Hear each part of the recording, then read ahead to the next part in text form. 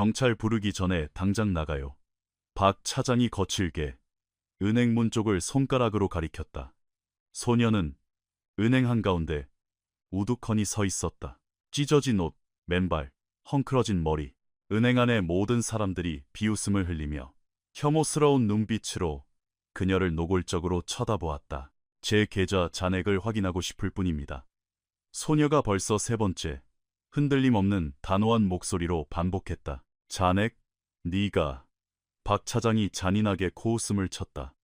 내 꼴을 좀 보지 그래.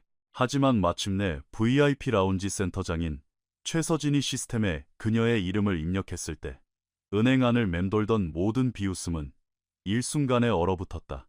불과 10분 전 서울 강남 한복판에 위치한 대한은행 본점의 육중한 유리문이 열렸다. 한 젊은 여자가 안으로 들어섰다. 흙먼지가 잔뜩 묻어 형체를 알아볼 수 없을 만큼 찢어진 옷, 거리를 떠돌며 엉망으로 엉킨 머리카락, 길거리 생활의 고단함이 깊게 패인 얼굴, 굳은 살이 박인 맨발에 어깨에는 낡아 빠진 백팩 하나가 매달려 있었다. 즉각적으로 무거운 침묵이 내려앉았다. 고급스러운 명품 코트를 입은 중년 부인은 핸드백을 자기 몸쪽으로 획 끌어당겼다. 맞춤 정장을 입은 남자는 슬그머니 뒷걸음질을 쳤고 아이 손을 잡고 있던 젊은 엄마는 아이를 등 뒤로 숨기며 손을 꽉 쥐었다. 하지만 소녀는 창구를 향해 똑바로 걸어갔다. 아무도 쳐다보지 않았고 시선은 오직 앞만 향해 있었다. 건장한 체격에 흠잡을 데 없이 깔끔한 유니폼을 입은 은행 청원경찰 강대원이 빠르게 다가왔다. 아가씨, 여긴 이러고 들어올 곳이 아닙니다. 저기 사거리 돌아서 가면 무료 급식소가 있으니까 그쪽으로 가요. 당장 나가주셔야겠습니다. 소녀는 걸음을 멈추고 깊은 숨을 내쉰 뒤 천천히 고개를 돌려 그를 바라보았다. 제 계좌 잔액을 확인하고 싶습니다. 그녀의 목소리는 너무나도 차분하고 또렷하며 완벽한 표준어였다. 길거리 노숙자에게서 기대할 수 있는 목소리가 아니었다. 강 대원은 미간을 찌푸렸다. 잔액? 아가씨, 장난치지 마요. 아가씨가 이 은행에 계좌가 있을 리가 없잖아. 강제로 끌어내기 전에 좋은 말 할 때 나가요. 계좌 있습니다. 제 잔액을 확인하려는 것뿐입니다. 영업점 내 웅성거리는 소리가 퍼지기 시작했다. 억눌린 웃음소리와 악의적인 섞인 말들이 들려왔다. 어머머, 저 여자 자기가 이 은행에 계좌가 있다고 생각하나 봐. 정신이 오락가락하는 불쌍한 사람이네. 누가 저 여자 무슨 미친 짓 하기 전에 경찰 좀 불러요. 그때 캡모자를 쓰고 백팩을 맨 젊은 남성 고객 한 명이 나섰다. 저기요. 적어도 무슨 사정인지 말이라도 들어봅시다. 듣는다고 돈 드는 것도 아니잖아요. 하지만 대부분의 사람들은 그를 무시했다. 소녀는 자리에 꼿꼿이 선체에 위축되지도 소리를 지르지도 않고 그저 기다렸다. 그때 그가 나타났다. 박 차장, 45세. 살짝 나온 배의 포마드로 머리를 말끔히 넘긴 그는 사람의 가치를 잇고 있는 옷의 브랜드표로 매기는 부류의 인간이었다. 그는 마치 이 상황 자체가 강남 한복판에 있는 자신의 엘리트 지점에 대한 개인적인 모욕이라도 되는 양 잔뜩 짜증난 얼굴로 성급히 걸어와. 여기 도대체 무슨 일이야? 강 대원이 소녀를 가리켰다. 이 여자가 들어와서는 자꾸 자기 계좌가 있다고 우깁니다. 나가라고 수차례 경고했는데도 버티고 있습니다. 박 차장은 그녀를 위아래로 훑어보았다. 그의 눈빛은 순수한 경멸 그 자체였다. 잘 들어, 아가씨. 여기서 무슨 사기를 치려는지 모르겠는데 그런 수작 안 통하니까 꿈깨. 여긴 강남 최고의 지점이고 오시는 고객님들도 다 그에 걸맞은 분들이야. 당신 지금 우리 고객들 불쾌하게 만들고 있잖아. 그러니까 모두를 위해서 당장 여기서 나가. 소녀는 미동도 하지 않았다. 이 은행에 제 계좌가 있습니다. 잔액을 확인하고 싶을 뿐입니다. 이건 제 권리입니다. 박 차장이 어이없다는 듯 비열한 미소를 지었다. 권리? 당신이 여기서 주장할 권리 따윈 없어. 당신 꼴을 좀 봐. 당신 같은 상태에 인간이 우리 은행에 계좌를 가지고 있을 거라고 정말 누가 믿을 것 같아? 소녀는 마른 침을 삼켰지만 꼿꼿한 자세는 잃지 않았다. 겉모습이 은행 잔고를 결정하진 않죠. 그 대답에 박 차장은 허를 찔린 듯 당황했다. 그가 예상한 반응이 아니었지만 이내 특유의 오만함을 되찾았다. 됐어. 그만해. 당장 경찰 불러. 그때 날카로운 여성의 목소리가 영업점을 갈랐다. 잠깐만요. 모두가 고개를 돌렸다. 관리 총괄이자 VIP 라운지 센터장인 최서진이었다. 50대 초반의 크고 마른 체형, 한치의 오차도 없는 회색 정장, 아찔한 키릴, 완벽하게 세팅된 메이크업. 그녀는 지점 내에서 피도 눈물도 없이 엄격하고 융통성 없기로 악명이 높았다. 누구도 그녀를 좋아하지 않았지만 모두가 그녀를 두려워했다. 최 센터장이 소녀를 향해 걸어갔다. 대리석 바닥 위로 그녀의 구두굽 소리가 규칙적이고 위압적으로 울려 퍼졌다. 그녀는 소녀의 코앞에서 걸음을 멈추고 혐오감과 묘한 흥미가 뒤섞인 표정으로 위아래를 훑어보았다. 여기 계좌가 있다고? 네. 플레임이 뭡니까? 소녀는 1초 정도 망설이더니 단호하게 대답했다. 한서연입니다. 최 센터장은 눈썹을 치켜올리며 냉소적인 미소를 지었다. 한서연, 이름은 참 예쁘네. 당신 꼴이랑 전혀 안 어울린다는 게 흠이지만 고객들 사이에서 비웃음 섞인 헛기침이 울려 퍼졌다. 박 차장, 시스템 조회해봐. 이 지긋지긋한 광대노름 당장 끝내버리게. 박 차장은 근처 PC로 다가가 이름을 입력하고 기다렸다. 화면을 뚫어지게 보던 그의 미간이 좁아졌다. 최 센터장님, 여기 한서연이라는 이름으로 등록된 계좌가 하나 있긴 한데요. 그래? 최 센터장의 입가에 걸려있던 미소가 사라졌다. 어떻게 된 거야? 엄청 오래된 계좌입니다. 세상에, 무려 18년 전에 개설된 계좌네요. 영업점 안으로 숨막히는 침묵이 밀려들었다. 최 센터장은 여전히 의심스러운 눈초리로 서연을 돌아보았다. 그것만으론 아무것도 증명 안 돼. 동명이인일 수도 있고 명의도 용일 수도 있지. 박 차장, 계좌 첨부 서류 확인해. 박 차장이 키보드를 몇 번 더 두드렸다. 서류 다 첨부되어 있습니다. 주민등록번호, 등본, 등록주소지 완벽하게 일치합니다. 서연은 여전히 석상처럼 미동 없이 서 있었지만 이제 그녀의 눈빛에는 무언가 다른 것이 서려 있었다. 어떤 조용하지만 강력한 빛 같은 것이었다. 최 센터장은 슬슬 인내심의 한계를 느끼고 있었다.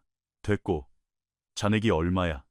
기껏해야 10,000원, 20,000원 들어있겠지. 박 차장이 거래 내역을 열기 위해 마우스를 클릭했다. 그리고 그는 그대로 얼어붙었다. 그의 얼굴에서 핏기가 싹 가셨다. 눈은 튀어나올 듯 커졌고 입은 반쯤 벌어졌지만 아무런 소리도 내지 못했다. 최 센터장이 그 이상한 낌새를 눈치챘다. 박 차장, 잔액이 얼만데 그래? 그는 차마 대답하지 못하고 덜덜 떨리는 손으로 모니터를 그녀 쪽으로 돌려주었다. 화면을 확인한 최 센터장은 그녀의 은행원 인생 수십 년 만에 처음으로 완벽하게 말문이 막혀버렸다. 서연은 여전히 흔들림 없이 그 자리에 서서 기다리고 있었다. 최 센터장은 마치 자신의 눈이 헛것을 본 것처럼 연거푸 눈을 깜빡였다. 모니터 쪽으로 몸을 숙이고 목에 걸려있던 돋보기 안경을 콧등에 올렸었다. 오류가 아니었다. 화면 속 숫자는 너무나도 진짜였고 구체적이었으며 절대로 무시할 수 없는 단위였다. 그녀는 호기심 많은 고객들이 볼 수 없도록 황급히 모니터 각도를 틀어버린 뒤 혼란과 짜증이 뒤섞인 표정으로 박 차장을 노려보았다. 이건 시스템 오류가 분명해. 다시 껐다 켜서 조회해. 박 차장은 이마에 식은땀을 흘리며 신경질적으로 키보드를 두드렸다. 센터장님, 벌써 3번이나 다시 확인했습니다. 잔고는 정확하고 계좌는 완전한 정상, 활성 상태입니다.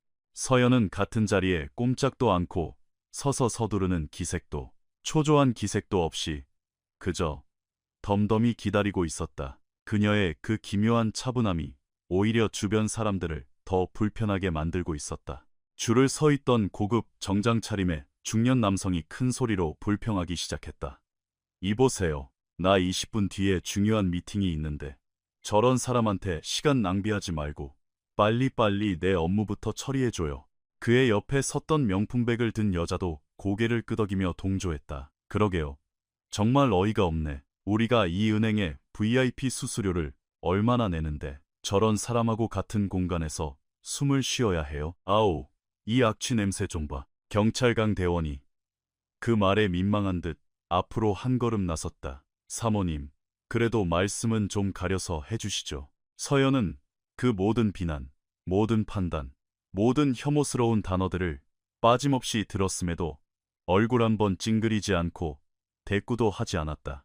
그녀의 눈은 오직 최 센터장에게만 고정되어 있었다. 상황이 자신의 통제력을 벗어났다는 사실에 최 센터장은 극도로 예민해져 있었다.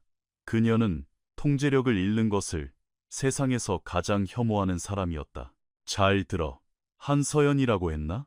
내 이름으로 된 계좌가 있다고 해서 그게 꼭 내 돈이라는 법은 없어. 명의를 도용했든 지갑을 훔쳤든 사기쳤든 냄새나는 내 꼴을 보아하니 분명히 뭔가 구린 구석이 있는 게 확실해. 서연이 마침내 앞으로 반걸음 다가왔다. 그럼 제가 한서연 본인이라는 걸 증명하게 해주시죠. 최 센터장이 팔짱을 꼈다. 어떻게?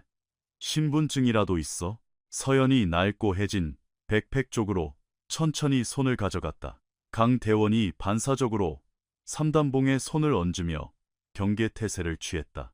진정하세요. 그냥 지갑입니다.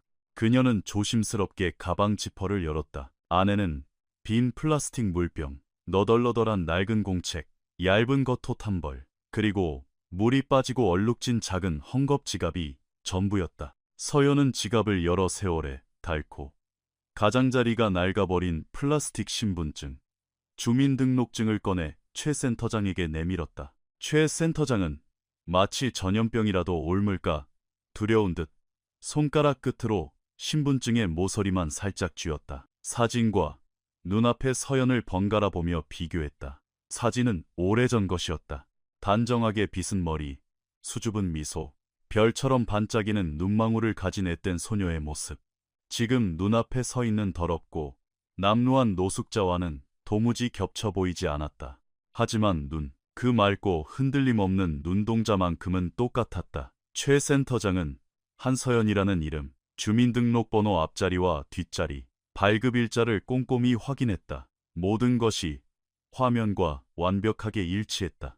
그녀는 경멸스러운 손짓으로 신분증을 다시 서연에게 던지듯 돌려주었다. 그래, 네가 이 계좌 주인 한서연이라는 건 인정해.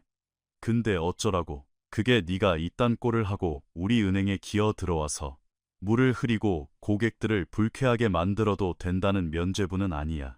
서연은 신분증을 다시 가방에 차분히 챙겨 넣었다.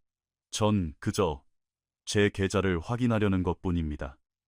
그게 전부예요. 그때 서류 가방을 든 50대 남성 고객이 최 센터장에게 다가왔다. 실례합니다만, 센터장님.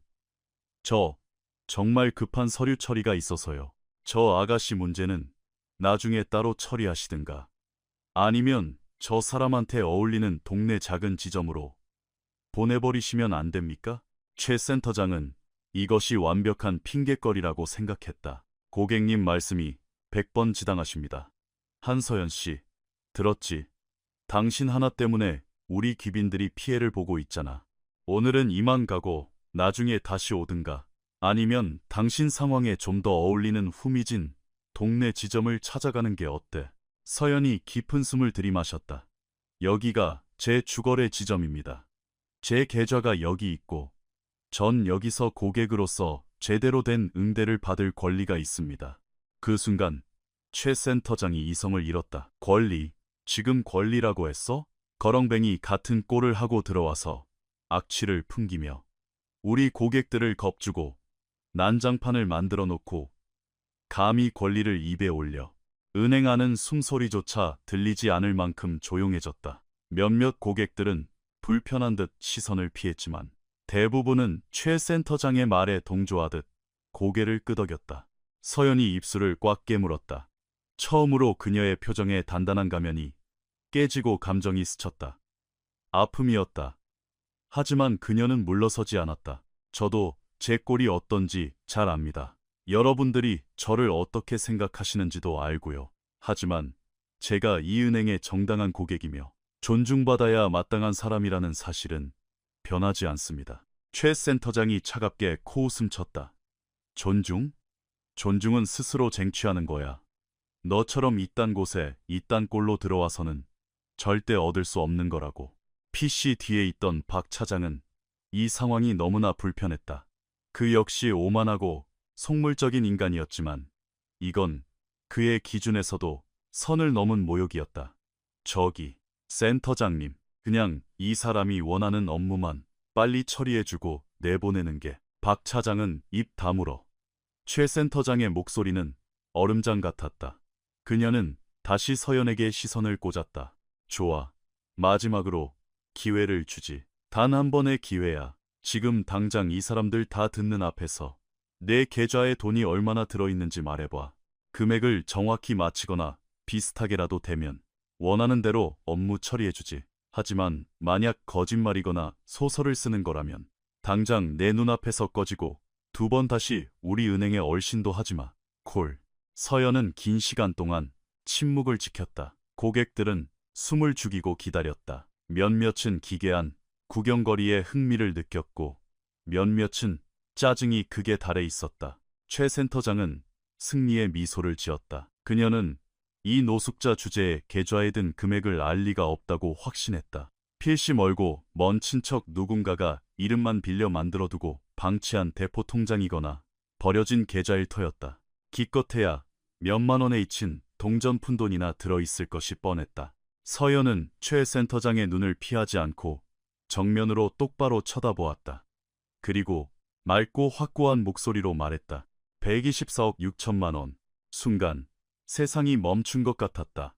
최 센터장의 미소가 그대로 굳어버렸다. 박 차장은 쥐고 있던 마우스를 툭 떨어뜨렸고 입을 떡 벌렸다. 주변에서 그 숫자를 들은 고객들은 망치로 머리를 맞은 듯 경악했다. 서연은 눈 하나 깜짝하지 않고 최 센터장을 응시하며 덧붙였다. 정확히는 124억 6천만 원.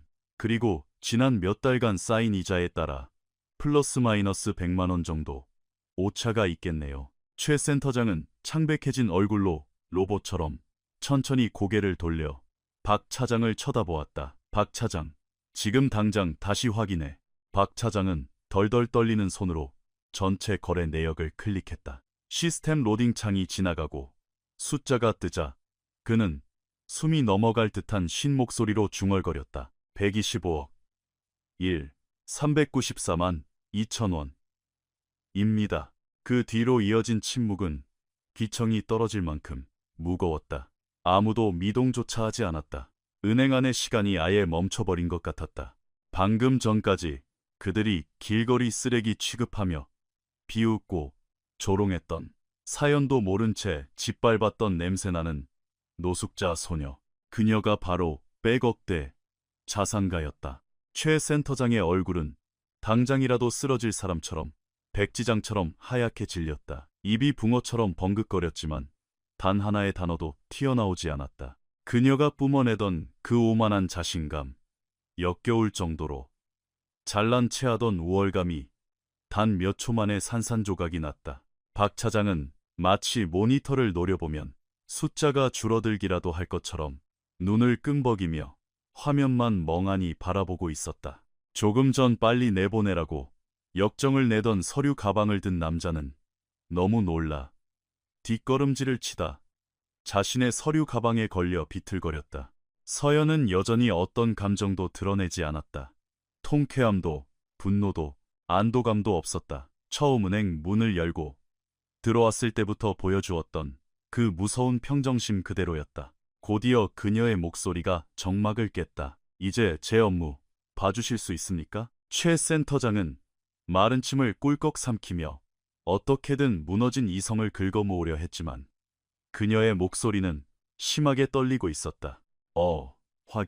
확인해 보겠습니다. 박 차장, 계좌 데이터 다 확인해. 전부 다. 박 차장은 미친 듯이 키보드를 두드리며 계좌의 개설일, 예금주, 거래 내역, 히스토리를 샅샅이 뒤졌다. 18년 전에 개설된 계좌입니다. 그의 목소리는 여전히 물기를 머금은 듯 덜덜 떨렸다. 예금주 한서연 본인 맞고요. 지난 6개월간은 거래 내역이 아예 없습니다. 그 전까지는 매달 엄청난 금액의 정기 입금과 이체 내역이 있습니다. 흠잡을 데 없는 완벽한 최우수 VIP 계좌입니다. 서연의 입에서 작고 씁쓸한 한숨이 새어나왔다. 6개월 동안 거래 없음. 그 정보가 은행 안 사람들의 뇌리에 메아리 쳤다. 지난 6개월은 의심할 여지 없이 그녀의 인생에서 가장 지옥 같은 시간이었을 것이다. 그때 저 안쪽 창구에서 이 모든 상황을 주의 깊게 지켜보던 나이 지긋한 직원이 자리에서 일어났다. 그녀의 이름은 이경자 수석. 이 지점에서만 20년 넘게 근속하며 웬만한 오래된 VIP들의 역사를 꿰뚫고 있는 사람이었다. 그녀의 뇌리에 번뜩이는 기억이 스쳤다. 그녀는 느리지만 단호한 발걸음으로 사람들 틈을 헤치고 다가왔다. 실례합니다. 이 수석이 조용히 입을 열었다. 최 센터장이 신경질적으로 돌아보았다. 이 수석님, 지금 나설 때가 아닙니다. 저 계좌, 제가 아는 계좌입니다. 모두의 시선이 노련한 베테랑 은행원에게 쏠렸다. 서연도 고개를 돌려 이 수석을 바라보았고 처음으로 서연에 굳어있던 표정에 변화가 생겼다. 알아봄의 눈빛이었다. 이 수석은 감정이 북받친 듯 떨리지만 또렷한 목소리로 말을 이었다. 이 계좌는 한명수 원장님과 이지영 원장님 부부가 개설하신 겁니다. 우리 은행 최고의 VIP셨죠. 강남에서 가장 큰 규모의 종합 건강검진센터와 성형외과 네트워크를 운영하시던 분들입니다. 최 센터장의 두 눈이 튀어나올 듯 커졌다. 한 원장님 부부. 기억납니다. 정말 엄청난 자산가셨죠. 맞습니다. 이 수석이 고개를 끄덕였다. 그 두 분이 하나뿐인 외동딸 서연 양을 위해 만드신 계좌입니다. 딸의 미래를 위해 매달 어마어마한 돈을 예금하셨어요. 서연이 순간 눈을 질끈 감았다. 깊은 슬픔과 고통이 그녀의 얼굴을 스치고 지나갔다. 이 수석이 서연을 향해 한 걸음 다가갔다. 서연 양, 내가 아가씨를 마지막으로 봤을 때는 정말 작은 꼬마였는데 부모님 손을 잡고 이 은행에 올 때마다 항상 예의 바르고 예쁘게 웃던 아이였지. 도대체 그동안 무슨 일이 있었던 거예요? 서연이 천천히 눈을 떴다.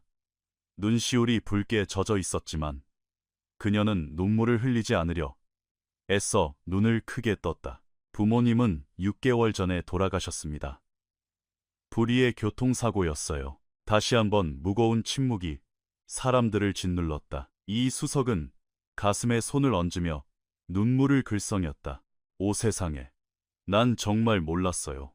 너무 유감이에요, 서연 양. 정말 가슴이 아프네. 서연은 말없이 고개를 끄덕이며 그녀의 위로에 감사를 표했다. 상황을 파악하려 애쓰던 박 차장이 조심스럽게 물었다. 하지만 어떻게 이렇게 엄청난 돈을 두고 길거리로 내몰리게 된 겁니까? 도대체 무슨 사연이? 서연의 목소리는 단호했지만 뼈저린 고통을 담고 있었다. 부모님이 돌아가시자 아버지의 동생인 상철 삼촌과 고모가 장례식장에 나타났습니다. 유일한 혈육인이 저를 보살펴주겠다고 했죠. 부모님을 한꺼번에 잃고 세상이 무너진 것 같았던 저는 그분들의 말을 철석같이 믿었습니다. 그녀는 숨을 고르며 말을 이었다. 하지만 불과 2주 뒤 그들은 저에게 서류 뭉치를 내밀며 서명을 강요했습니다. 제 부모님의 모든 유산과 경영권을 그들에게 양도한다는 내용이었죠. 제가 아직 너무 어려서 그 거대한 자산을 관리하기 힘들 테니 저를 위해 대신 관리해주겠다는 핑계였습니다. 제가 서명을 거부하자 그들의 태도가 돌변했습니다. 최 센터장은 넋이 나간 듯 서 있었다. 그녀의 오만함은 온데간데 없이 사라지고 멍하니 입을 벌린 채 서연의 이야기를 듣고 있었다. 그들은 저를 집방 안에 감금하고 휴대폰을 빼앗았습니다. 밖으로 한 발자국도 나가지 못하게 했죠. 제가 외상 후 스트레스 장애로 미쳐버렸다고, 병적인 우울증에 걸려 정상적인 판단을 못한다고 몰아갔습니다. 심지어 아는 인맥을 동원해 저를 강제로 사설 정신병원에 입원시키려 했습니다. 이 수석이 경악하며 입을 틀어막았다. 서연의 목소리에 점점 더 힘이 들어갔다. 저는 어느 비 오는 밤 간신히 집에서 도망쳤습니다. 뒷마당 높은 담장을 필사적으로 넘었죠. 부모님의 서류 몇 장을 숨겨둔 이 낡은 백팩 하나만 맨 채로요. 갈 곳도 없었고 도와줄 사람도 없었습니다. 장례식장에서 제 손을 잡아주던 부모님의 지인과 친구들은 이미 삼촌의 뒷작업으로 모두 자취를 감춘 후였으니까요. 그렇게 저는 길거리로 내몰렸습니다. 왜 경찰에 가지 않은 겁니까? 왜 도움을 청하지 않았어요? 박 차장이 진심으로 이해가 안 된다는 듯 물었다. 갔습니다. 파출소에도 가고 경찰서에도 갔죠. 하지만 제 삼촌과 고모는 돈과 힘이 있는 사람들이었습니다. 경찰에게 제가 심각한 정신병을 앓고 있으며 환각 상태에서 병원을 탈출한 자해 위험이 있는 위험인물이라고 거짓말을 했죠. 조작된 허위 진단서까지 들이밀면서요. 제가 무슨 말을 해도 아무도 제 말을 믿어주지 않았습니다. 서연은 은행 안에 있는 불과 몇 분 전까지 자신을 벌레 보듯 쳐다보던 사람들을 천천히 둘러보며 말했다. 당신이 더러운 옷을 입고 길거리에 나앉아 있으면 아무도 당신의 말을 믿지 않습니다. 당신이 무슨 진실을 외치든 상관없습니다. 사람들의 눈에 당신은 더 이상 같은 인간이 아니니까요. 완벽한 정막이었다. 고객들 중 몇몇은 부끄러움에 고개를 숙였고 차마 그녀를 쳐다보지 못했다. 하지만 전 포기하지 않았습니다. 서연이 이어 말했다. 집에서 도망치기 직전 아버지와 오랫동안 함께 일하셨던 김정훈 변호사님의 연락처를 외워두었거든요. 길거리 공중전화에서 수신자 부담으로 전화를 걸어 모든 사실을 말했습니다. 변호사님은 저를 믿어주셨고 즉시 비밀리에 조사를 시작하셨습니다. 제 친척들이 유언장을 위조하고 상속 재산을 빼돌리려 한 증거들을 하나둘씩 수집하셨죠. 이 수석이 눈물을 닦으며 미소 지었다. 그리고 변호사님이 해내셨군요. 모든 걸 밝혀내셨어. 서연이 천천히 고개를 끄덕였다. 바로 지난주에 법원 최종 판결이 났습니다. 상철 삼촌과 고모는 특경법상 사기 미수, 사문서, 위조, 감금 혐의로 징역형을 선고받았습니다.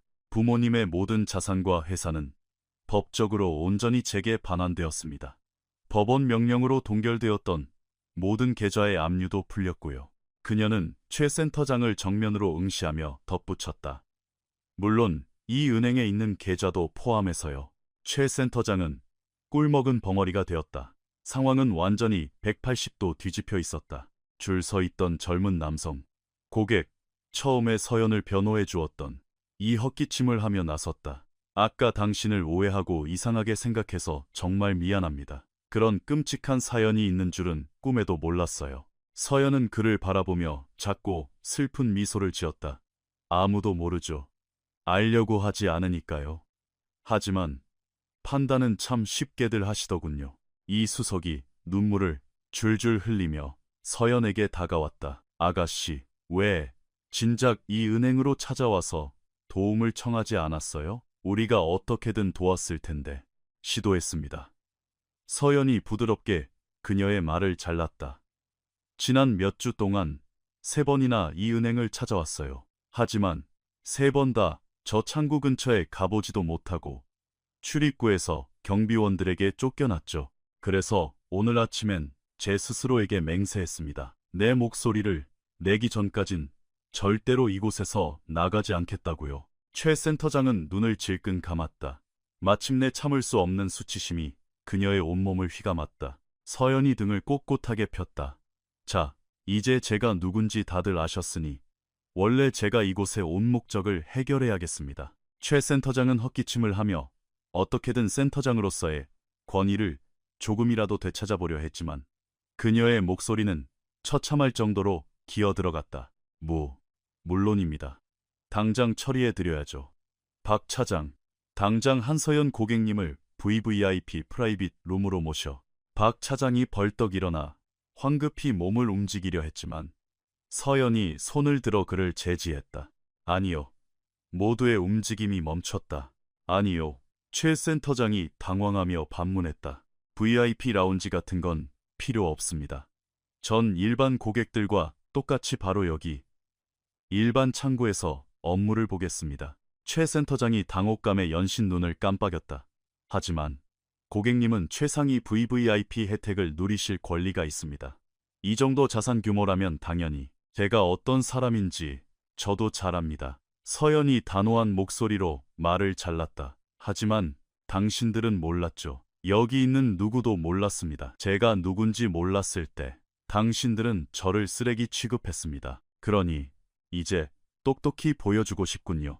제가 누군지 알게 된 지금 당신들이 저를 어떻게 대하는지 여기 있는 모든 사람들이 두 눈으로 똑똑히 지켜보게 할 겁니다. 숨막히는 긴장감이 공기를 짓눌렀다. 최 센터장은 마른 침을 삼켰다. 서연이 무엇을 하려는 건지 너무나 잘 알 수 있었다. 그것은 가르침이었다. 모두가 보는 앞에서의 철저하고 공개적인 굴욕을 통한 가르침. 원하시는 대로 하십시오. 최 센터장의 목소리는 거의 모기 소리만큼 작아져 있었다. 서연은 중앙 창구 의자로 다가갔다. 박 차장은 허둥지둥 반대편으로 뛰어가 모니터와 키보드를 세팅했다.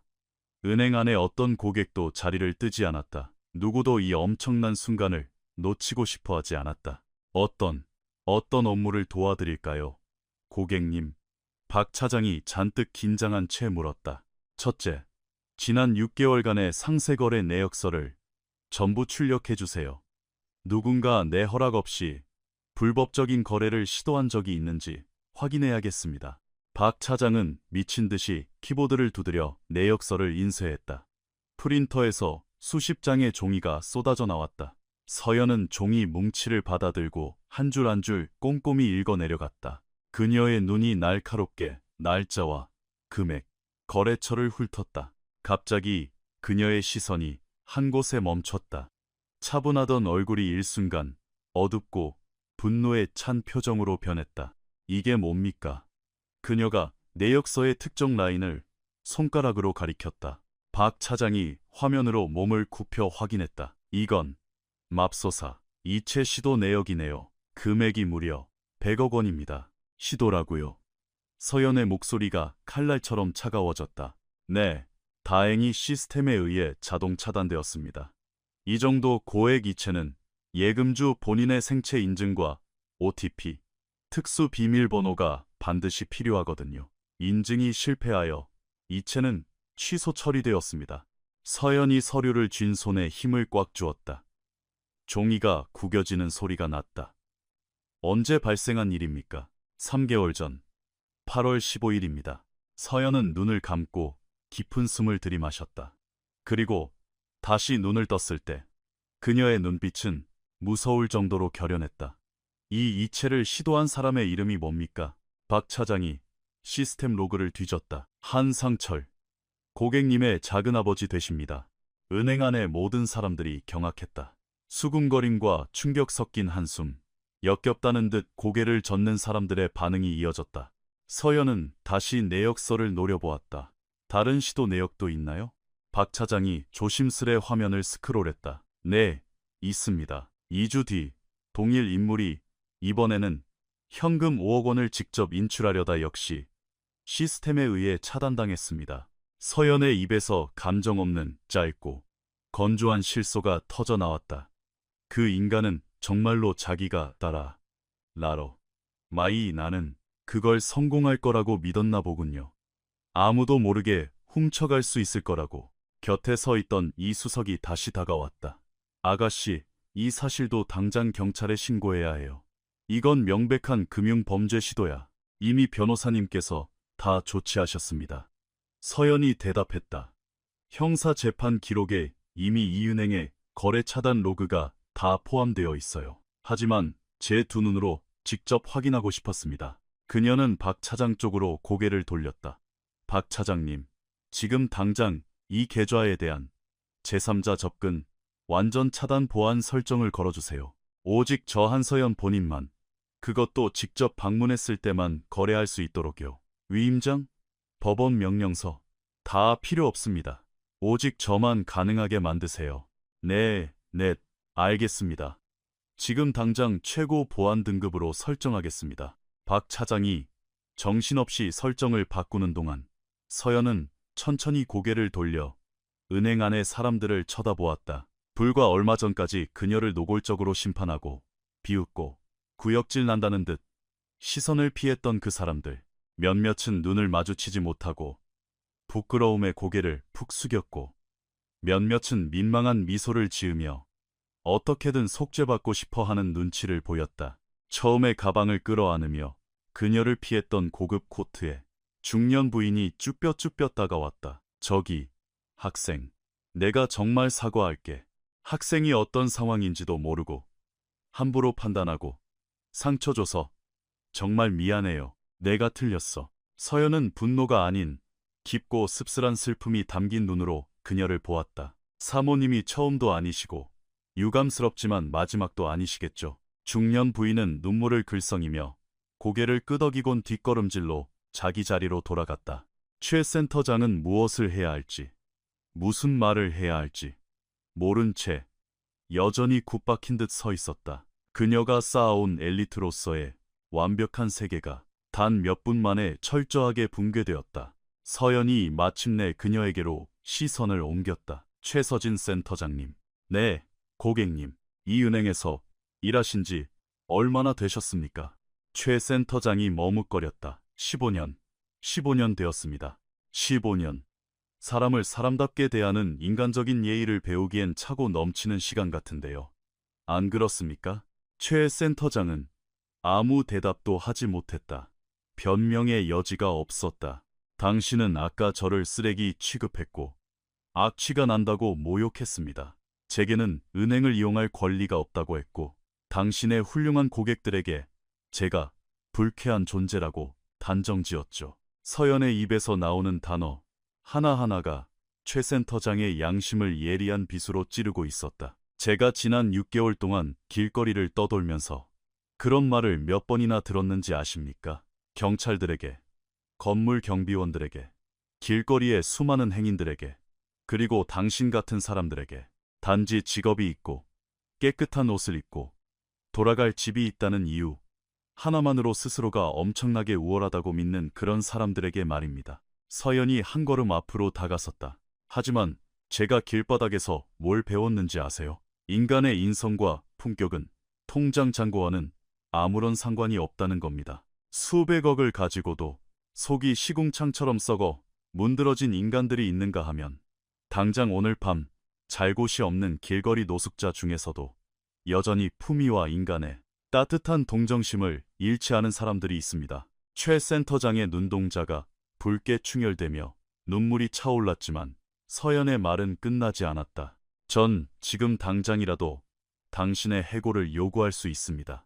제가 이 은행에 보유한 자산 규모와 우리 부모님이 이 은행 수뇌부와 쌓아온 네트워크라면 전화 한 통으로 당신의 그 대단한 15년 커리어를 오늘 당장 끝장내버릴 수 있죠. 최 센터장의 얼굴에서 핏기가 완전히 사라졌다. 하지만 전 그렇게 하지 않을 겁니다. 최 센터장이 놀란 눈으로 서연을 쳐다보았다. 전 그렇게 하지 않을 겁니다. 왜냐하면 저는 당신 같은 인간이 아니니까요. 저는 한 사람의 가치를 그 사람의 가장 최악의 순간으로 심판하지 않습니다. 누구나 실수할 수 있고 더 나은 사람이 될 두 번째 기회를 받을 자격이 있으니까요. 기어이 최 센터장의 볼을 타고 뜨거운 눈물이 흘러내렸다. 다만 오늘 당신이 한 가지만은 뼈저리게 배웠기를 바랍니다. 앞으로 당신의 그 잘난 은행 문을 열고 남들과 다른 누군가가 들어올 때마다 오늘의 이 수치심을 기억하세요. 누군가를 외모로 평가하고 짓밟고 모욕하고 싶은 우월감이 들 때마다 명심하세요. 서연은 최 센터장의 두 눈을 뚫어지게 응시했다. 당신 앞 서 있는 사람이 어떤 사연의 무게를 짊어지고 있는지 당신은 절대 모릅니다. 그리고 가장 중요한 건 언젠가 당신 역시 그 사람과 똑같은 처지가 될지 아무도 모른다는 사실입니다. 최 센터장은 어깨를 들썩이며 눈물을 쏟아내며 깊이 고개를 숙였다. 죄송합니다. 그녀가 쉰 목소리로 흐느꼈다. 정말 정말 뼛속 깊이 죄송합니다. 서연은 긴 침묵 끝에 천천히 고개를 끄덕여 그녀의 사과를 받아들였다. 고객님, 보안 설정 모두 완료되었습니다. 이제 안전합니다. 박 차장이 조심스레 보고했다. 감사합니다. 서연은 크게 심호흡을 한 뒤 손에 든 내역서를 한 번 보고 주변 사람들을 다시 둘러보았다. 이제 출금을 좀 해야겠습니다. 얼마를 인출하시겠습니까? 박 차장이 물었다. 서연은 잠시 생각하더니 말했다. 현금으로 5천만 원 부탁합니다. 박 차장이 컥하고 살에 들린 기침을 했다. 5천만 원을요? 전부 5만 원권 현금으로 말씀이십니까? 네. 박 차장이 식은땀을 닦으며 조심스레 설명했다. 고객님, 그 정도 거액의 현금 인출은 은행 규정상 몇 가지 절차를 거쳐야 합니다. 첫째, 현재 지점, 시제 보유, 현금과 충분한지 확인해야 하고요. 둘째, 고액 현금 인출 요청서를 작성하시고 신분증 스캔본을 다시 등록하셔야 합니다. 셋째, 가장 중요한 금융감독원 보안 규정상 1,000만 원 이상의 거액 현금은 보이스피싱 예방 및 현금 수급 문제로 무조건 하루 전 사전 예약 후 이길 수령하셔야 합니다. 괜찮으시겠습니까? 서연은 고개를 끄덕였다. 이해합니다. 한국 금융 규정이 그렇다면 따라야죠. 내일 이 시간에 오겠습니다. 완벽합니다. 지금 바로 필요 서류를 준비해 드릴 테니 서명만 해주시면 됩니다. 내일 오시면 현금 다발을 정확히 준비해 놓겠습니다. 눈물을 닦아낸 최 센터장이 조심스럽게 다가왔다. 한서연 고객님, 고객님의 안전을 위해 내일 현금을 수령하실 때 사설 현금 수송 차량이나 경찰 동행 서비스를 저희가 알아봐 드릴 수 있습니다. 서연이 옅은 미소를 지었다. 걱정해 주셔서 감사합니다. 그 부분은 제 쪽에서 알아서 준비하겠습니다. 박 차장이 서류를 출력하는 동안 서연은 자신을 향해 쏟아지는 수많은 시선들 한가운데 서 있었다. 이제 그 시선들은 혐오와 조롱이 아니었다. 경외심, 존경, 그리고 깊은 부끄러움이 섞인 눈빛들이었다. 이 수석이 의자를 하나 끌고 다가왔다. 아가씨, 여기 좀 앉아요. 서 있느라 힘들었을 텐데. 서연은 의자를 보고 이 수석을 바라보았다. 그리고 은행에 들어온 이후 처음으로 작지만 진심 어린 따뜻한 미소를 지었다. 고맙습니다. 그녀가 자리에 앉았다. 박 차장이 서류를 들고 왔다. 서연은 차분하게 모든 페이지에 서명하고 신분증을 다시 제시해 스캔 절차를 마쳤다. 완료되었습니다. 한서연 고객님, 내일 오후 2시에 방문해 주시면 5천만 원 현금이 준비되어 있을 겁니다. 신분증 지참하시고 수령증에 사인만 하시면 됩니다. 감사합니다. 서연이 자리에서 일어나 너덜너덜한 백팩을 맸다. 내일 뵙죠. 다음 날 오후 2시 정각, 서연이 다시 은행 문을 열고 들어왔다. 이번에는 어제와 같은 경멸 어린 시선은 단 하나도 없었다. 오히려 창구의 직원들은 자리에서 일어나 정중하게 목례를 건넸다. 박 차장이 뛰어나와 직접 그녀를 맞이했다. 안녕하십니까? 한서연 고객님. 현금 준비 완료되었습니다. 혹시 VIP 라운지로 모실까요? 아니요. 어제처럼 그냥 이 창구에서 받겠습니다. 서연이 부드럽지만 단호하게 거절했다. 아, 네. 원하시는 대로 하겠습니다. 그는 지점 안쪽 금고실로 뛰어가더니 곧 검은색 서류 가방을 들고 나와 창구 테이블 위에 올려놓았다. 가방을 열자 신권으로 빳빳하게 포장된 5만 원권 다발들이 질서 정연하게 들어있었다. 요청하신 현금 5천만 원입니다. 확인해 보시고 여기 수령증에 서명 부탁드립니다. 서연이 빠르게 금액을 훑어보고 서명했다. 고맙습니다, 박 차장님. 그때 귀에 익은 중후한 목소리가 들렸다. 한서연 양이십니까? 그녀가 뒤를 돌아보았다. 대한은행 강남지역 본부를 총괄하는 윤 전무였다. 짙은 네이비 정장에 은발, 금태 안경을 쓴 그는 특유의 권위 있는 발걸음으로 다가왔지만 그의 눈빛에는 권위가 아닌 깊은 존중이 담겨 있었다. 서연이 가방을 닫고 몸을 돌렸다. 네, 맞습니다. 윤 전무가 정중하게 악수를 청했다. 이 지역 본부를 총괄하는 윤 전무라고 합니다.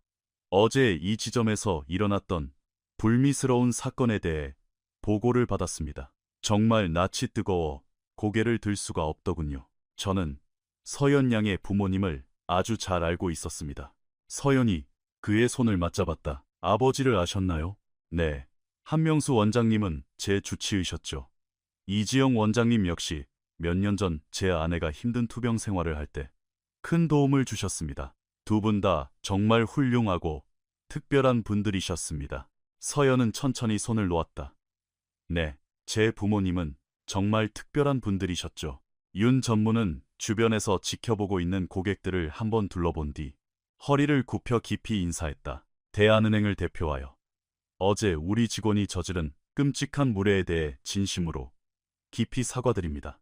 어제 일 직후 저는 즉각 본부 차원의 새로운 지침을 내렸습니다. 강남본부 산하 모든 지점 직원들은 다음 주부터 고객의 겉모습으로 차별하지 않고 인간의 존엄성을 존중하는 인성 및 서비스 재교육을 의무적으로 받게 될 것입니다. 서연의 얼굴에 만족스러운 미소가 번졌다. 정말 중요한 변화네요. 감사합니다. 박 차장이 두꺼운 봉투를 건넸다. 고객님, 오늘 출금 거래 내역과 보안 설정 완료 확인서 사본입니다. 도움이 필요하시면 언제든 연락 주십시오. 감사합니다. 서연이 검은 가방을 챙겨 들었다. 윤 전무가 출입문까지 그녀를 직접 에스코트했다. 도움이 필요하면 언제든 이 번호로 제게 직접 연락 주십시오. 그가 개인 명함을 건넸고 서연은 주머니에 챙겨 넣었다. 유리문을 향해 걸어가던 중 최서진 센터장이 황급히 다가왔다. 서연 씨, 잠시만요. 서연이 걸음을 멈추고 돌아보았다. 최 센터장의 눈은 밤새 울었는지 심하게 부어 있었고 화장기 없는 수척한 얼굴이었다. 저는 어제 제가 한 짓에 대해 어떤 변명도 할 수 없습니다. 제가 서연 씨를 대했던 방식은 끔찍했고 도저히 용서받지 못할 짓이었죠. 평생 그 수치심과 짐을 안고 살아갈 겁니다. 그녀는 떨리는 목소리를 다잡으며 말했다. 하지만 이거 하나만은 꼭 말씀드리고 싶었어요. 서연 씨가 어제 저를 완전히 바꿔놓았습니다. 진심으로요. 저는 두 번 다시 겉모습으로 사람을 평가하지 않을 겁니다. 함부로 남을 심판하지 않을 거예요. 제가 평생 잊지 못할 가장 위대한 가르침을 주셨습니다. 서연은 그녀를 바라보았다.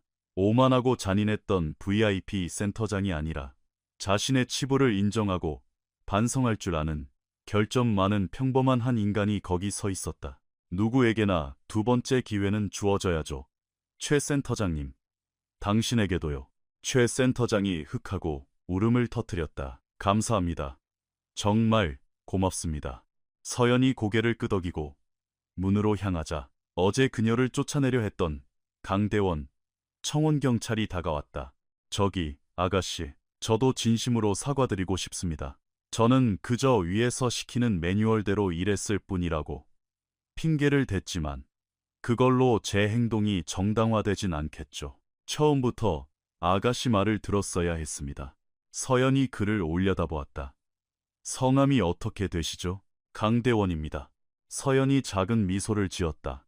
대원씨, 혹시 가족이 있으신가요? 그가 고개를 끄덕였다. 네, 아내와 어린 두 아이가 있습니다. 그럼 아이들에게 꼭 가르쳐주세요. 세상 모든 사람은 존엄하게 대우받을 자격이 있다고, 입고 있는 옷차림이 사람의 가치를 결정하지 않는다고, 그리고 우리는 타인이 지금 어떤 지옥을 통과하고 있는지 결코 알 수 없다고요. 강대원의 눈에 눈물이 고였다. 명심하겠습니다. 반드시 그렇게 가르치겠습니다. 약속합니다.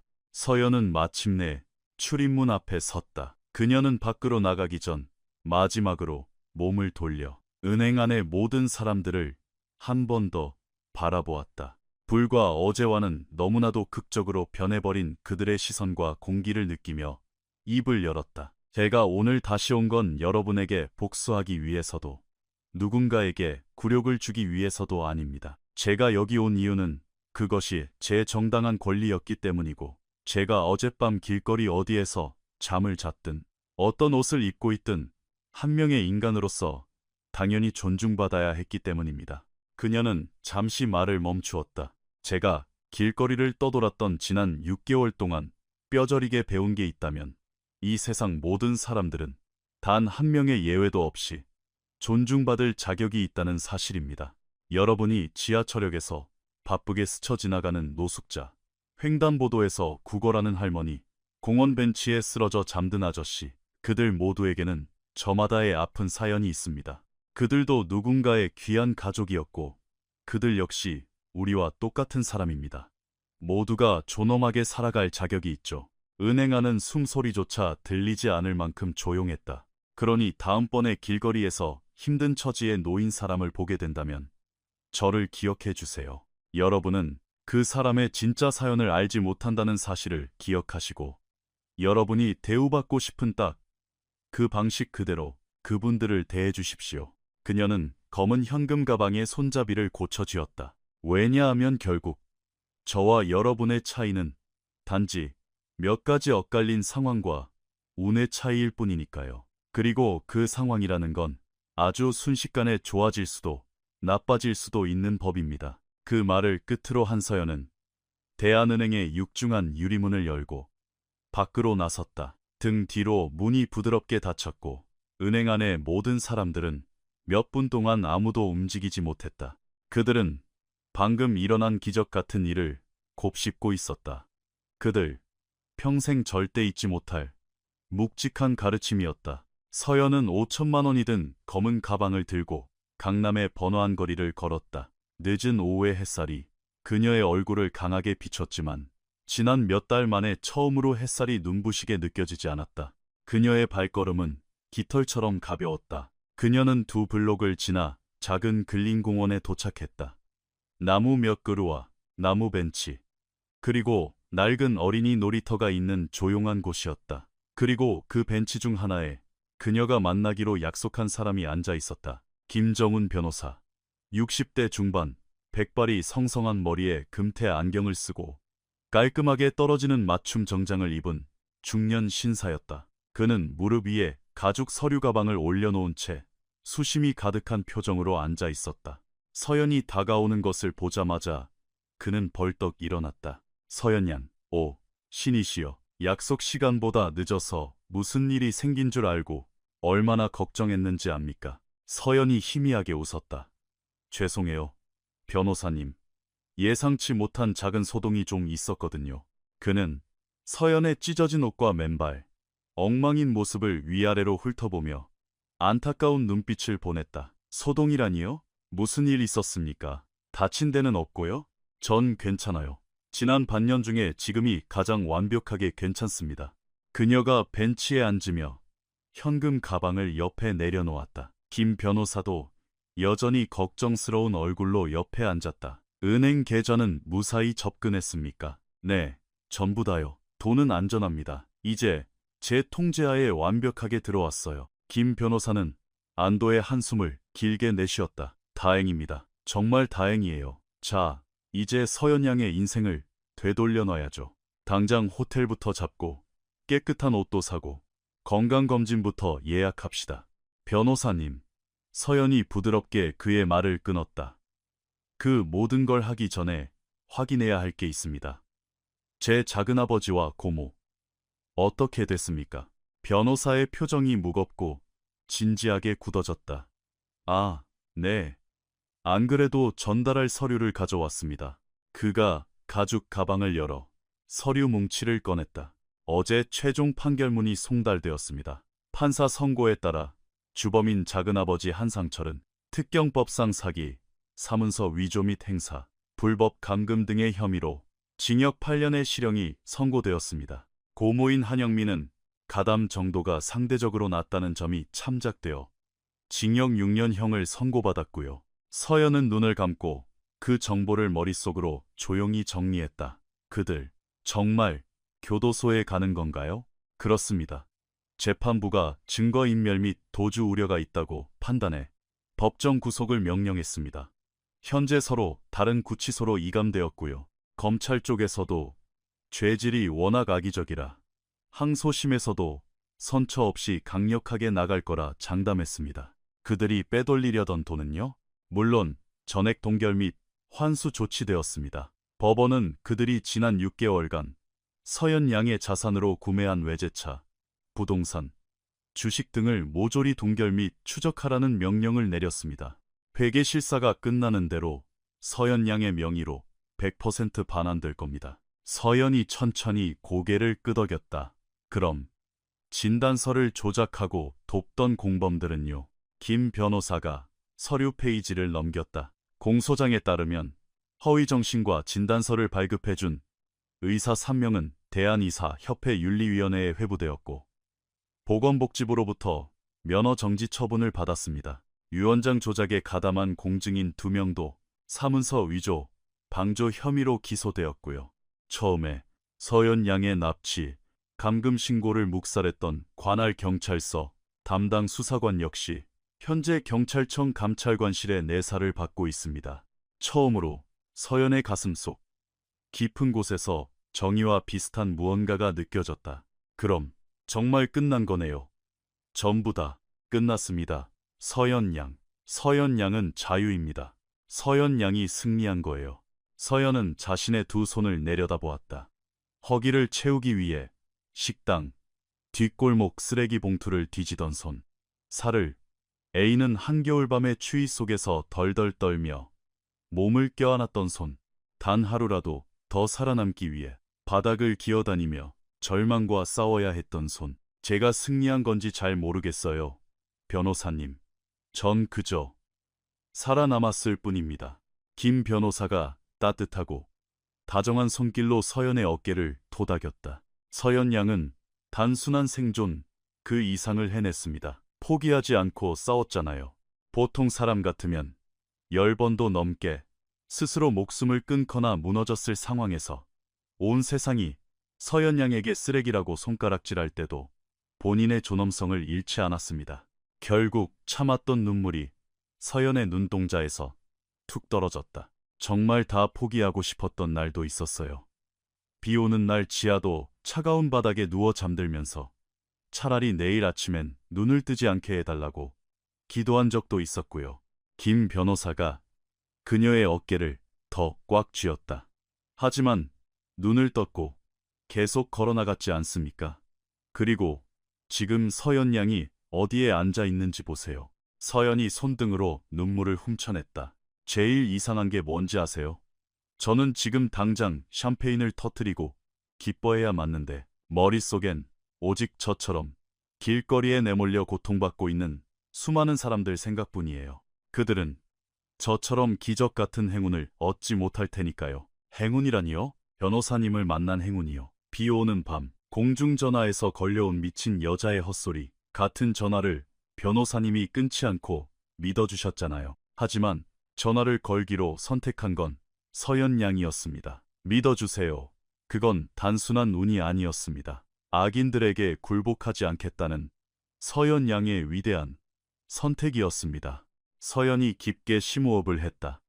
저 꼭 하고 싶은 일이 생겼습니다. 변호사님, 무슨 일입니까? 그녀가 옆에 둔 검은 가방을 쳐다보았다. 재단을 하나 설립하고 싶습니다. 거리로 내몰린 사람들, 특히 절망 속에서 다시 삶을 되찾고자 하는 노숙자들을 지원하는 재단이요. 제가 길거리에 있을 때 간절히 필요했지만 얻을 수 없었던 것들, 무료 법률 상담, 임시거처, 신분증 재발급 지원, 의료 치료 같은 것들을 지원해주고 싶어요. 김 변호사의 얼굴에 환한 미소가 번졌다. 돌아가신 한 원장님 부부가 들으시면 얼마나 자랑스러워 하실지 상상이 가네요. 그럴까요? 확신합니다. 두 분은 항상 베풀며 사셨고 사회적 약자들에게 진심이셨던 분들이니까요. 서현 양은 머리부터 발끝까지 그 두 분의 완벽한 딸입니다. 서현의 눈동자에 새로운 삶의 목적이 타올랐다. 그럼 당장 시작하죠. 제대로 한번 만들어보고 싶습니다. 김 변호사가 가방에서 만년필을 꺼내들었다. 오늘 밤 당장 정관 초안을 작성하겠습니다.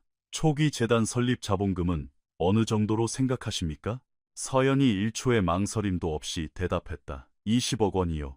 김 변호사가 하마터면 만년필을 떨어뜨릴 뻔했다. 20억 원이요? 네. 그 정도면 장난이 아니라 사람들의 인생을 실질적으로 바꿀 수 있는 진지한 프로젝트를 시작하기에 충분할 겁니다. 서연 양, 진심입니까? 그건 엄청나게 큰 돈입니다. 진심입니다. 그 돈이 제 부모님을 살려내진 못하겠지만 과거의 저처럼 모든 것을 잃고 죽어가는 사람들의 목숨은 살릴 수 있잖아요. 그들에게 희망을 줄 수 있고요. 김 변호사는 감탄과 경외심이 섞인 표정으로 고개를 저었다. 서연 양은 정말 믿을 수 없을 만큼 훌륭한 사람입니다. 알고 계십니까? 서연이 희미하게 웃었다. 저는 그저 인생의 가장 밑바닥 시궁창이 어떤 냄새인지 아는 사람일 뿐이에요. 그리고 아직 그 밑바닥에 있는 사람들에게 동아줄을 내려주고 싶은 것뿐이고요. 두 사람은 한동안 말없이 벤치에 앉아 평화로운 공원의 풍경을 바라보았다. 아이들이 깨르르 웃으며 놀이터에서 그네를 탔고 젊은 엄마가 유모차를 밀며 지나갔다. 백발의 노부부가 두 손을 꼭 잡고 산책을 즐겼다. 지극히 평범하고 소박한 일상. 서연이 모든 것을 빼앗긴 채 잃어버렸다가 이제야 비로소 다시 되찾은 일상이었다. 변호사님, 질문 하나 해도 될까요?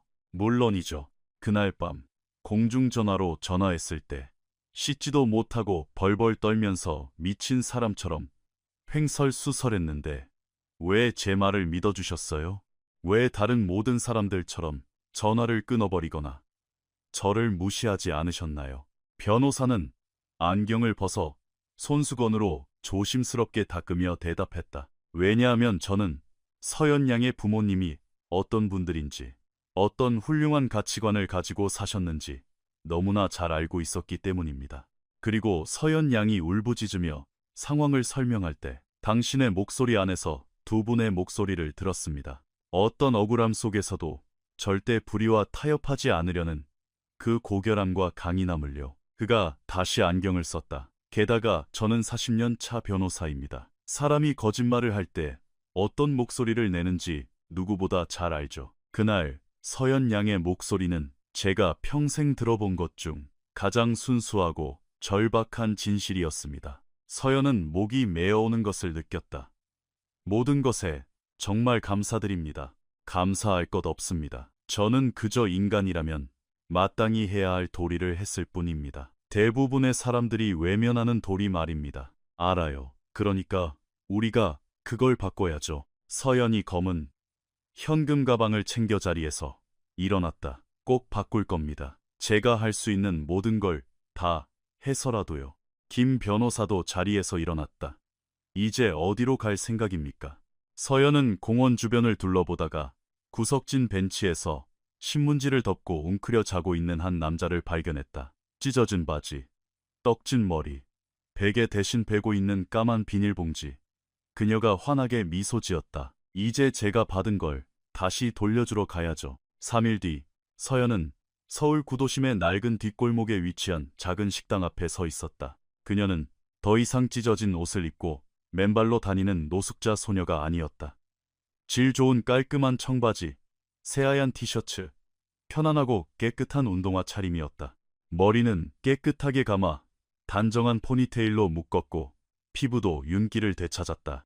하지만 세상을 바라보는 그 단단하고 강인한 눈빛만큼은 길거리에 있을 때와 똑같았다. 그녀가 미닫이 문을 열고 안으로 들어섰다. 낡은 플라스틱 테이블 몇 개가 놓인 허름한 국밥집. 공기 중에는 푹 고아낸 구수한 사골 냄새가 배어 있었다. 늦은 오후라 손님은 아무도 없었다. 주방 쪽 카운터 뒤에는 60대 후반쯤 되어 보이는 할머니가 서 있었다. 아무렇게나 틀어 올린 희끗희끗한 머리, 고춧가루와 국물이 튄 앞치마, 평생의 고단한 노동으로 투박하게 굳은 살이 박인 손. 서연이 카운터로 다가갔다. 할머니가 눈을 들고 사람 좋은 미소를 지었다. 아이고, 어서 와요. 아가씨, 뭐 묵을래? 박 할머니. 할머니가 미간을 찌푸리며 고개를 갸웃했다. 어잉, 나를, 아우, 네, 접니다. 할머니는 아마 절 못 알아보시겠지만 2달 전 유독 비바람이 몰아치고 춥던 밤 이 식당 앞 공원 벤치에서 덜덜 떨며 자고 있던 노숙자 소녀가 바로 저예요. 할머니가 뚝배기에 뜨거운 국밥을 말아서 다 해진 담요랑 같이 가져다 주셨잖아요. 박 할머니의 두 눈이 커다래졌다. 아이고야, 네가 그 꼬맹이요. 세상에 마상에. 네, 추워서 죽어갈 뻔했던 그 꼬맹이가 접니다. 박 할머니는 앞치마에 손을 쓱쓱 닦더니 얼굴을 감싸 쥐었다. 세상에, 멀쩡하고 예쁜 아가씨가 됐네. 거리 생활은 청산한겨? 이제 밥은 굶고 다니지 않고. 그럼요. 그래서 오늘 할머니께 감사 인사를 드리러 왔습니다. 서연이 어깨에 맨 가방을 열고 하얀 봉투 하나를 꺼냈다. 제가 받은 걸 돌려드리고 싶어요. 할머니, 돌려주긴 뭘 돌려줘. 안 돼. 남는 국물 좀에 내어준 거 가지고 유난 떨지 마라.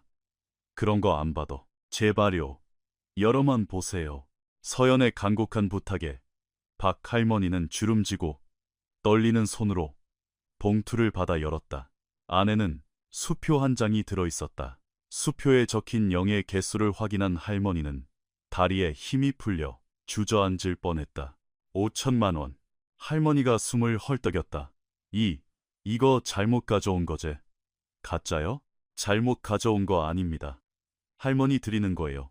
내가 이걸 어떻게 받아? 미쳤어. 난 그냥 밥 한 그릇 준 게 단데. 서연이 카운터 너머로 할머니의 거친 두 손을 꼭 잡았다. 할머니는 제게 살아야겠다는 희망을 주셨어요. 내일 아침까지 버텨낼 힘을 주셨다고요. 코로나 이후로 이 식당 월세도 밀리고 많이 힘드신 거 동네 사람들한테 다 들었어요. 제발 이 도움을 받아주세요. 이 돈으로 밀린 월세 다 내시고 식당도 깨끗하게 수리하시고 며칠 문 닫고 온천에 가셔서 푹 좀 쉬다 오세요. 박 할머니는 서연의 손을 꽉 쥔 채 어깨를 들썩이며 오열하기 시작했다. 아이고, 고마워라. 내 새끼, 고맙다. 하나님이 널 천사로 보내셨나 보다. 평생 축복받고 살겨. 그로부터 2주 후, 서연은 서울의 한 상업용 빌딩 앞에 서 있었다. 건물 입구에는 황동으로 만든 반짝이는 새 현판이 걸려 있었다. 한서연 재단, 모두를 위한 존엄과 내일. 김정훈 변호사가 그녀의 곁에 섰다. 모든 준비가 끝났습니다. 초기 펀드 자금도 완벽하게 세팅되었고요. 서연 양, 이제 공식적으로 자선 구호재단의 이사장이 되신 겁니다. 그때 유리문이 열리며 익숙한 얼굴이 나타났다. 은행에서 퇴직한 이경자 수석이었다. 그녀는 서연의 간곡한 부탁으로 이 재단의 초대 총괄센터장을 맡기로 했다. 서연 이사장님, 홈페이지 오픈하자마자 며칠 만에 벌써 50건이 넘는 긴급 구조 및 지원 요청이 들어왔습니다. 서연이 활짝 웃었다.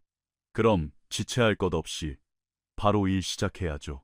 그녀가 건물 안으로 들어섰다. 내부는 화려하진 않지만 누구라도 마음이 편안해질 만큼 따뜻하고 아늑하게 꾸며져 있었다. 상담 리셉션, 무료 법률 지원센터, 기본적인 치료를 받을 수 있는 작은 부속 의원, 그리고 뒤편에는 노숙자들이 안전하고 따뜻하게 씻고 잠들 수 있는 깨끗한 쉼터가 마련되어 있었다. 서연이 길거리를 떠돌 때 밤하늘의 별을 보며 그토록 간절히 바랐던 바로 그 공간이었다. 복도 벽에는 액자 하나가 걸려 있었다. 하얀 의사 가운을 입고 환하게 웃으며 의료 봉사를 하고 있는 그녀의 부모님 사진이었다. 서연은 그 사진 앞에 잠시 멈춰 섰다. 그리고 어린 시절처럼 사진 속 엄마와 아빠 사이에 자신의 자리가 있는 것처럼 가만히 섰다. 해냈어요. 엄마, 아빠. 그녀가 나지막이 속삭였다. 저 포기하지 않았어요. 그로부터 6개월 뒤 한서연 재단은 이미 200명이 넘는 노숙자들의 자립을 돕고 일자리를 연결해 주었다. 서연이 이사장실에서 서류를 검토하고 있을 때 누군가 조심스럽게 문을 두드렸다. 들어오세요. 문을 열고 들어온 사람은 놀랍게도 최서진 전 대한은행 VIP 센터장이었다. 명품 정장과 키리를 버리고 수수한 셔츠에 단화를 신은 그녀의 얼굴은 놀라울 정도로 온화하고 편안해 보였다.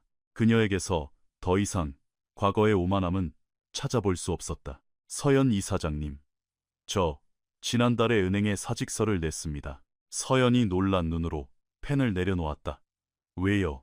더 이상 그곳에서 견딜 수가 없었습니다. 화려한 대리석 바닥과 VIP 고객들을 볼 때마다 제가 과거에 저지른 끔찍한 차별과 오만함이 떠올라 숨이 막혔거든요. 그래서 다른 길을 찾기로 했습니다. 지난 몇 달 동안 주말마다 무료 급식소에서 봉사활동을 하며 지냈어요. 그리고 제 15년 은행원 인생 전체보다 그 몇 달 동안 배운 게 훨씬 많았습니다. 그녀가 깊은 숨을 들이마시며 조심스럽게 입을 열었다. 염치 없지만 이곳에서 일할 수 있게 해주시겠습니까? 이사장님이 세상에서 제일 꼴도 보기 싫은 얼굴이 제 얼굴이라는 건 잘 알지만 내일부터 당장 출근하세요. 최서진의 눈이 커졌다. 네? 우리 재단에 봉사자들을 총괄하고 관리할 유능한 행정 매니저가 필요하던 참이었거든요. 기왕이면 사람을 함부로 차별하는 게 얼마나 무서운 일인지 직접 겪고 뼈저리게 변해본 사람이면 더 완벽하겠죠. 최서진은 두 손으로 얼굴을 감싸고 흐느꼈다. 감사합니다, 서연 씨. 이 기회가 제게 어떤 의미인지 모르실 거예요. 아니요, 저야말로 누구보다 잘 알죠. 저를 믿으세요. 다시 1년의 시간이 흘렀다. 서연은 모든 것을 바꿔놓았던 은행 앞 그 공원에 서 있었다. 주머니에서 휴대폰이 울렸다. 김정훈 변호사였다. 서연 양, 속보입니다. 우리 재단이 보건복지부가 주관하는 올해의 사회공헌 대상을 수상하게 되었습니다. 대한민국에서 가장 실질적이고 투명하게 노숙자의 자립을 돕는 기관으로 선정됐어요. 서연이 활짝 웃었다. 정말요? 다 변호사님과 우리 재단 식구들 덕분입니다. 전화를 끊은 뒤 서연은 맑은 가을 하늘을 올려다보았다. 우리가 해냈어요. 아빠, 엄마도 보고 계시죠? 절망이 저를 이기지 못했어요. 부드러운 가을바람이 공원의 나무잎을 흔들었다. 그녀는 다시 걷기 시작했다. 삶의 명확한 이유와 목적을 찾은 사람만이 낼 수 있는 단단하고 흔들림 없는 발걸음이었다. 길을 걷던 중 그녀는 차가운 보도블록 모퉁이에 주저앉아 바쁘게 스쳐 지나가는 사람들을 향해 떨리는 손을 내밀고 있는 20대 초반의 젊은 청년을 발견해 사람들은 그를 투명인간 취급하며 바쁘게 지나갔다. 서연은 걸음을 멈추고 다가가 그와 눈높이를 맞추기 위해 쪼그려 앉았다. 이름이 뭐예요? 청년이 깜짝 놀라 주저하며 대답했다. 민재요. 강민재입니다. 민재씨, 배고프죠? 청년이 눈물을 글썽이며 끄덕였다. 그럼 나랑 같이 가요. 따뜻한 밥을 먹고 깨끗하게 샤워도 하고 냄새나지 않는 보송보송한 침대에서 푹 잘 수 있는 곳을 내가 알거든요. 그리고 본인이 정말로 다시 살아볼 의지만 있다면 민재 씨가 삶을 다시 시작할 수 있도록 끝까지 도와줄게요. 민재가 믿을 수 없다는 듯 두려운 눈으로 물었다. 왜요? 저같이 더러운 쓰레기를. 생판남인 저를 왜 도와주시는 건데요? 서연이 세상에서 가장 따뜻한 미소를 지으며 대답했다. 왜냐하면 내가 세상의 끝에서 혼자 죽어가며 간절히 손을 내밀었을 때 누군가 내 손을 잡아주었거든요. 이제 내가 그 빚을 다음 사람에게 갚을 차례니까요. 민재가 조심스럽게 서연이 내민 손을 꽉 잡았다. 두 사람은 함께 일어나 거리를 걷기 시작했다. 인생의 밑바닥에서 살아남은 두 명의 생존자, 두 개의 다른 이야기. 하지만 세상에 던지는 단 하나의 묵직한 메시지. 절대로 함부로 심판하지 마세요. 절대로 누군가의 가치를 겉모습으로 과소평가하지 마세요. 절대로 거리에 쓰러진 사람을 투명인간 취급하며 외면하지 마세요. 인간의 존엄성은 통장잔고로 매길 수 없으며 모든 사람은 살아 숨쉬는 한두 번째 기회를 받을 자격이 있습니다. 인생은 단 한순간에 찰나의 운명으로 뒤집힐 수 있습니다. 때로는 당신이 건넨 작은 공감과 배려의 행동 하나가 누군가의 벼랑 끝 운명을 기적처럼 바꿔놓을 수도 있습니다. 한서연은 인간의 존엄성이란 돈으로 살 수 있는 것이 아니라 삶 속에서 끊임없이 증명하고 실천해야 하는 것임을 자신의 삶으로 증명해냈습니다. 이 이언노노노논 이야기가 당신의 마음에 작은 울림을 주었다면 더 많은 사람들이 이 메시지를 볼 수 있도록 좋아요를 눌러주세요. 그리고 댓글로 여러분이 이 이야기에서 무엇을 느꼈는지 공유해주세요. 우리도 살면서 단 한 번이라도 누군가의 겉모습만 보고 함부로 판단했던 적은 없었는지 되돌아볼 수 있기를 바랍니다. 세상의 이 단순하지만 위대한 진실을 일깨워주기 위해 이 이야기를 주변에 공유해주세요.